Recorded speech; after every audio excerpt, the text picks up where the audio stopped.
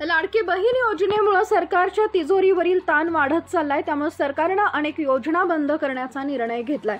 महायुती सरकारने 2022 मध्ये सुरू केलेला आनंदाचा शिधा ही योजना बंद करण्याचा निर्णय घेण्यात आलाय।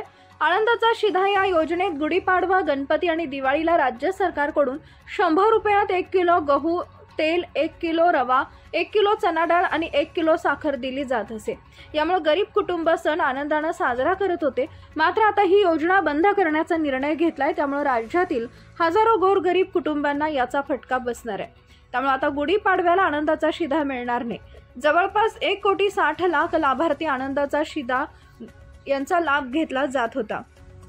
यासाठी प्रत्येक सणाला 350 कोटींचा खर्च येत होता। मात्र आता या योजनेला अखेर ब्रेक लागलाय। राज्य सरकारकडून गेल्या काही दिवसांमध्ये अनेक योजना राबवल्या जात आहेत। त्यामुळे सरकारी तिजोरीवरील भार हा वाढत चाललाय। त्यामुळे राज्य सरकारने ही योजना बंद करण्याचा निर्णय घेतला असल्याची माहिती समोर आली आहे। त्यामुळे आता यंदाच्या गुढीपाडवा, गणपती आणि दिवाळीला राज्य सरकारकडून माफक दरात दिल्या जाणाऱ्या वस्तू यापुढे जनतेला बाजारभावानेच खरेदी कराव्या लागणार आहेत। राज्यातील लाडक्या बहिणींना दरमहा 1,500 रुपये दिले जात आहे। लवकरच ही रक्कम 2,100 रुपये केली जाणार आहे। त्यामुळे तिकडल्या निधीची पूर्तता करण्यासाठी ही योजना बंद केली आहे का अशी चर्चा रंगली आहे। तसेच सरकार आगामी काळात अनेक योजना बंद करणार असल्याचं बोललं जात आहे।